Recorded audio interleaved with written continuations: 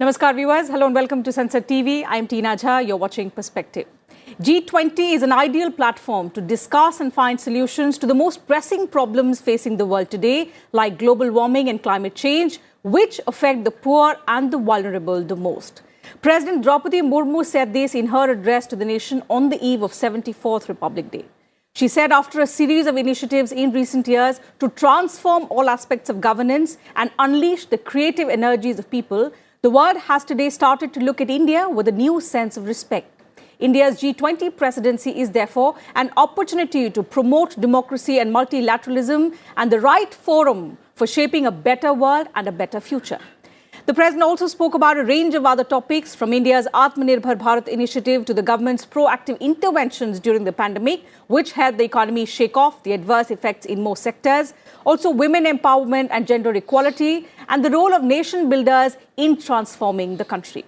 So we'll talk about some of these aspects in perspective today. I'm joined by a distinguished panel. With me in the studio is senior journalist Mr. Mukesh Kaushik, and joining us virtually are three parliamentarians. Mr. Prakash Javadekar, Member of Parliament Rajya Sabha, he represents the BJP. Dr. Amar Patnaik, Member of Parliament Rajya Sabha, he represents the BJD. And Mr. Hasnain Masoodi, he is Member of Parliament Lok Sabha, he represents the Jammu and Kashmir National Conference. Thank you to all my guests for joining me on the program today. Mr. Kaushik, allow me to begin the program today with you. And first, what, according to you, are some of the thrust areas that the President touched upon in her maiden address to the nation on the eve of Republic Day? As you said that it was a maiden address and everybody was looking forward to President Droupadi Murmu. And rightfully she did her part in three parts. If you divide her speech into three parts, first she was talking about Constitution and how India is mother of democracy. And a big part she devoted about Constitution, and since the debate is on the Constitution these days also, so we should go by her words that Constitution is our essence of democracy. Second part, a big part she devoted to the economic progress and transformation that has taken place, right. India has taken place, and through this Constitution. And third part, she devoted to the India's growing repute all over the world. And when she was talking about G20, it was visible that she was a proud first citizen of India. And that way I take it mostly. You're right. In fact, she expressed a lot of hope. Mr. Javadekar, let me bring that point to you. It's a very timely thing that the President spoke about, that today the world is looking at India with a new sense of respect. India is holding the G20 presidency, and we must utilize this opportunity not just to raise voices of the global south, the underrepresented countries, but also in a way promote democracy, because we are the mother of democracy, we're the largest democracy, and multilateralism in this highly polarized world. Now, help us and our viewers understand, because you're from the BJP, what really is the government doing to use this opportunity to showcase India's prowess to the world, number one, and to utilize this big opportunity to represent the voices of those, particularly the developing nations, and in a way become the bridge between the developed and the developing world? I think in her maiden address, Honorable President has emphasized this G20 presidency with the hope that the deliberations throughout the year will finally bring justice and stability in the world, because that is important. And she said that with foreign rule for nearly 800 or more years, we have reduced to a poor country and we became country of illiteracy. But in 75 years, we have overcome this. Now we have self-confidence and we have a proud of Indian story. Because this is what she said. And in G20, as I was also handling Environment Ministry, I can tell you, this is the only country where 300 plus women and men have sacrificed their lives to save the trees. In Khejadi, Vishnoi, Vishnoi masters agitated against the king's order to cut the trees, and they made the first Chipko Andolan. And that order, the king's order was cut their heads. More than 300 people lost their lives, but ultimately king has to stop. So this is nowhere happened in any other country. Second is, we are the only country which worships trees, worships animals, worships even reptiles, and worships the whole ecosystem, because we think that we are one and the same.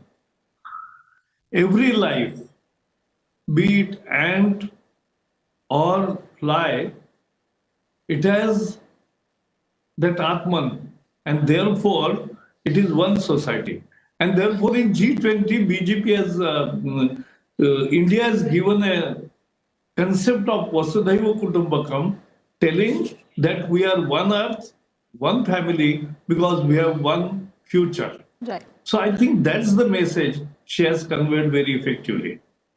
You're right. And you know, the fact, Dr. Patnaik, that in the just concluded World Economic Forum, the kind of buzz around India was unmissable. There were representatives from different countries who were hailing India's initiatives, which are very inclusive in nature. And also the fact that we are not just speaking about our own problems. We are giving a voice to all those developing nations who are suffering as a result of the developed world, but have no say on a platform wherein solutions are being discussed. So we have, taken it upon ourselves to represent that underrepresented society. How do you take that aspect? How is the developed world actually looking at this initiative of India, wherein we are also taking along the underrepresented? Very, as you said, that the world is now looking at India for solutions. India had always, during these 75 years, given a platform to the least developed countries of, let's say, Africa or Sub-Saharan Africa, many areas, a voice during the non-aligned movement, and even subsequently in various fora. The G20 actually gives India a primacy position to voice their concern in a polarized world, particularly as you were seeing in the Ukraine war. It is also giving the message of peace, and you can achieve prosperity in a peaceful manner. And even more importantly, I think what is the most important thing, as my colleague Mr. Javdekar was saying, India is currently the least, in terms of per capita carbon emission, India is the least producer. But despite our, desire to grow, which no one can actually, question, because we are aspirational, we are a young country, and therefore we have a desire to grow, but we are following a green pathway. And this is what the message that India is delivering to the world. And this is being appreciated everywhere, where where India is showing that it is possible to grow in a green way. And therefore, while taking upon itself the leading light on saving, the earth from global warming, from the catastrophic consequences of climate change in different parts of the world, it is also giving solutions as to how to grow, despite justice not being done to India and many of these countries by the developed world. So India is not just sitting back and ruining the fact that the developed world are not doing their bit in reducing climate change impact in the world, but it is moving ahead, and moving ahead very fast in a way in which it is growing. It is giving justice to its own people. It is also helping people around the country, in the SAARC countries or in African countries, how to grow in a peaceful way, in a green way. But at the same time, also ready to take the position aggressively before the developed world to get this justice, whether in terms of climate finance, whether in terms of reducing emissions in those countries, whether in reducing their fossil fuels in those countries. So I think President's message through in those few lines depicted India's growing leadership position, pole position that it is taking in the world, not just to defend the rights of the poor and underprivileged and the disadvantaged countries or of communities, but also to show to the world that it is possible to grow. It is one of the largest growing economies amongst the major economies. So it is showing that it is possible to grow in following a green pathway. So don't give us the idea that, if you have to grow, then you really have to give a goodbye to, goodbye to... Exactly. And I mean, development does not mean at the cost of environment and Mother Earth. That's something that India has been propagating. And, it's evident, Mr. Masoodi, that India's initiatives are being noticed at world platforms. So India's proposal to actually declare 2023 as the International Year of Millets has been well received by countries. It is an example of how you can preserve ecology at the same time, because it's very, very nutritious also. But the challenge going forth, do you think, is it going to be to ensure that this kind of lifestyle is accepted by the millennials, by the current generation, by the future generation, to actually make them realize the importance of millets and the ancient lifestyle, which the President highlighted in her speech? Yes, the address took care of almost all the challenges, mapped out the course of the developmental course, and also identified the challenges that are before the humankind as well as before country. And one of the challenges identified by the President was the climate change and global warming. And she was very emphatic about, one aspect of one of the consequences of the problem, that it is the poor who are affected more by these environmental disasters, be it global warming, be it climate change. And she advocated change in lifestyle, because that is very important. Until there is a change in approach, change in mindset, that this world does not belong to us. We are only a strand in the web of the life, humankind, and all the strands are interdependent. And it was in that respect that President emphasized that we must shift to millets, and for various reasons. First is that these are eco-friendly.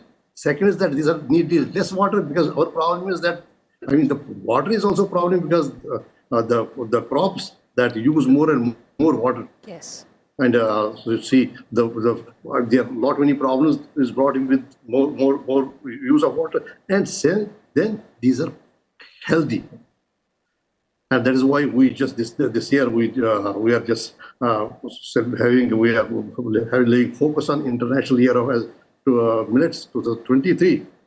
See, almost every challenge was mapped out in this 20-minute or 25 minutes.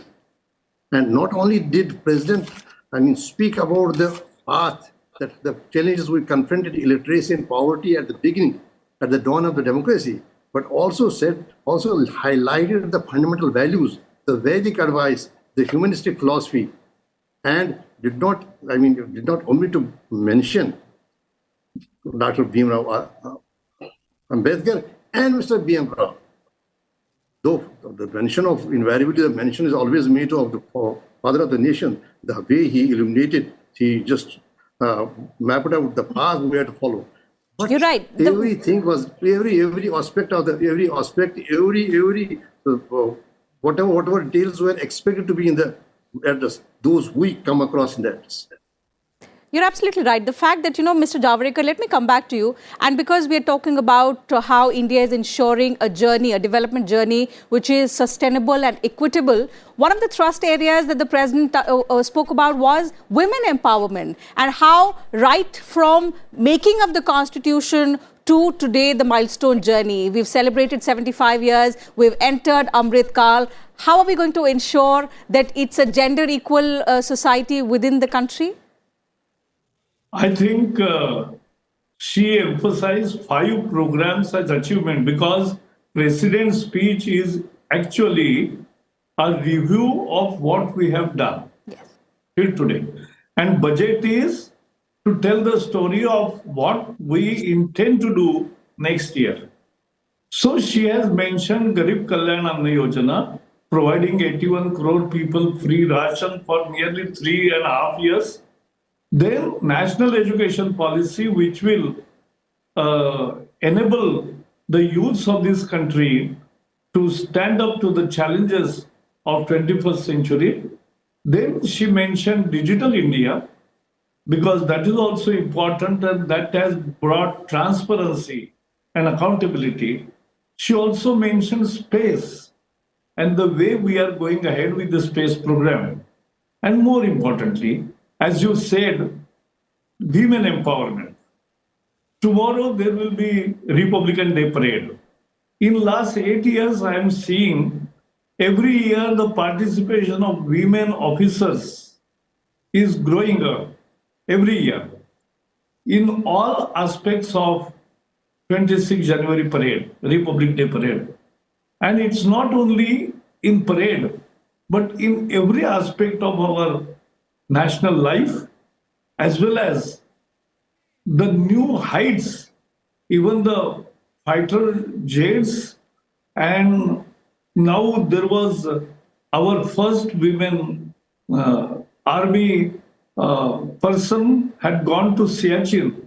So everything, women are empowered, not only in military, but in industries and elsewhere.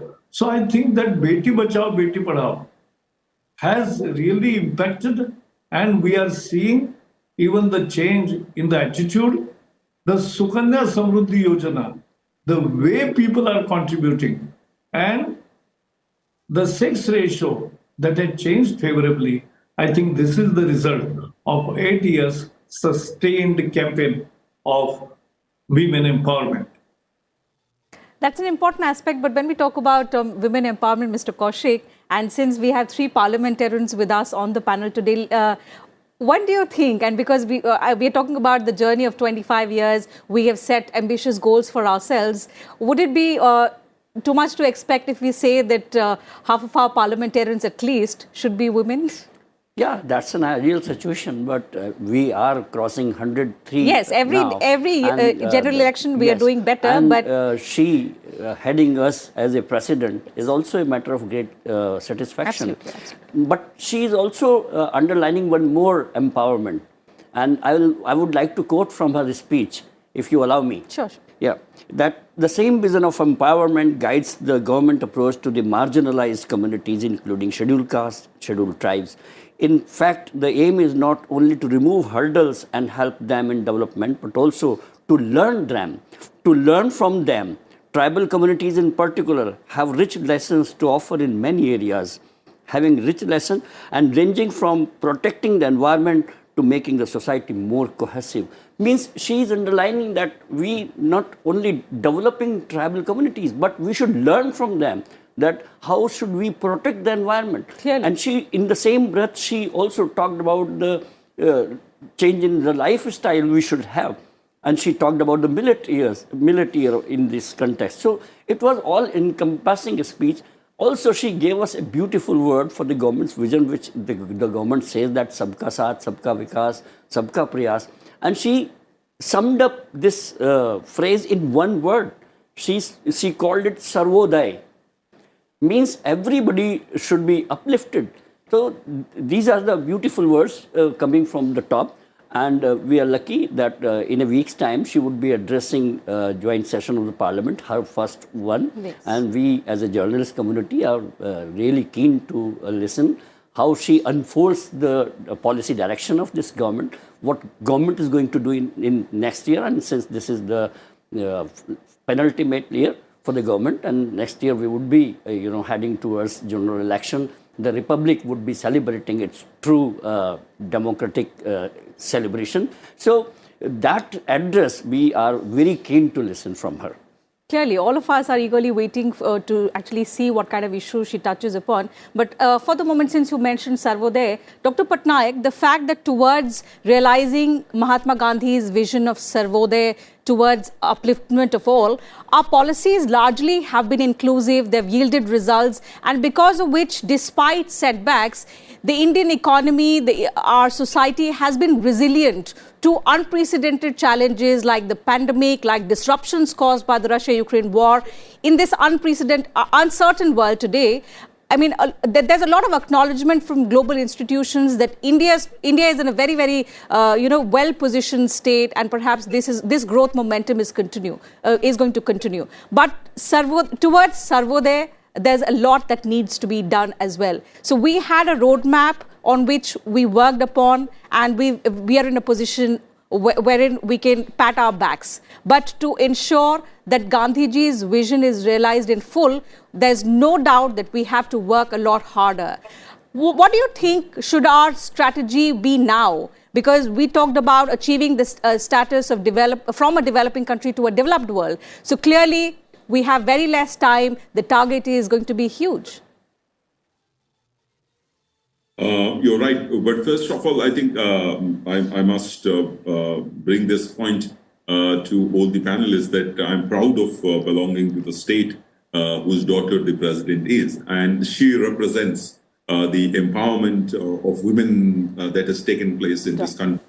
But she's just not, but as she emphasized in her speech, that it is not just symbolic.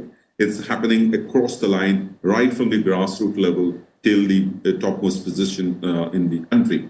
But, the point is, as our Honorable Chief Minister Naveen Patnaik always says, that women are actually the true double engine of growth. And this is what she says, that no country can grow or India cannot grow unless these sizable population become a part of the growth process.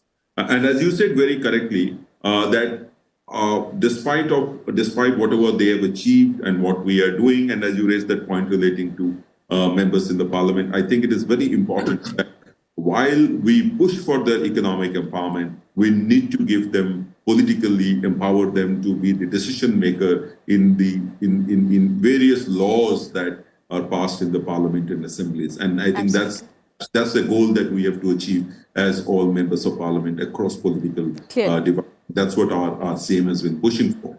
On the point relating to other disadvantaged group, a lot has been done. The per capita income of every Indian has grown almost double 3 times since is currently about $2,000. But the point is, the inequity in society has to be reduced, and this is what would actually be true Sarvodaya. The model that we are following of inclusive economic development is the right model. A lot is being done for the farmers. She said a lot is being done for the farmers, for the women, for the scheduled caste, for the scheduled tribe. But we also have to empower them in a way they contribute to knowledge. A lot of grassroots knowledge is there in India, which, if it is codified, if it is rediscovered, I think could solve a lot of problems of sustainability in this world. And she is very right that we have to recapture that space and give them more power, give them more facilities so that Certainly. they become a true equal partner in the development process. Right. It will not happen overnight, I'm sure. It will not happen overnight. But I think the president's speech has given a direction. The government, I'm sure, is observing and trying its bit. But we need to acknowledge that we have to do much more. Then the true sense, the Sarvodaya in the true sense of the term will take place. Absolutely. And all of this can't be achieved without collective effort. Mr. Masoodi, so as we celebrate another Republic Day, what are your expectations going to be? What do you think are the areas on which we should be channelizing all our energies to see the kind of transformation that we're talking about and that we envision? Well, Honorable President has identified the goals that we need to pursue. First is that the state's address gives a lot of confidence, because the problems that we faced have been so successfully met. Like we have 81 crore people are being fed. It is not a small achievement. Second, but what remains to be done is in the field of upliftment of all the segments of the society, then caring for the weaker sections and those who are at the marginal, on the margins of this developmental story. We have to bring them in. as you rightly point out, that there has been more and more women empowerment and political empowerment, as was said by Mr. Patnaik. But I think that has now started at PRI level. We find some reservations made in PRI level, and the women playing a very important role in this development at the the basic level. And I think in days to come, that will be kind of a task before us to see that women get political empowerment, and we find that there is some kind of reservation. Certainly, and with that hope that not just that kind of empowerment, but also more and more women in leadership roles, because that is going to transform the shape and the future of the country. So that having been said, I'll have to wind up the program. Time is running out. Thank you once again to all my panelists for joining us on this program and sharing your thoughts, your views with us and our viewers. And to you viewers, thank you very much for your time. I'll see you same time tomorrow now. Take good care of yourselves. Keep watching Sansad TV. Wish you all a very happy Republic Day.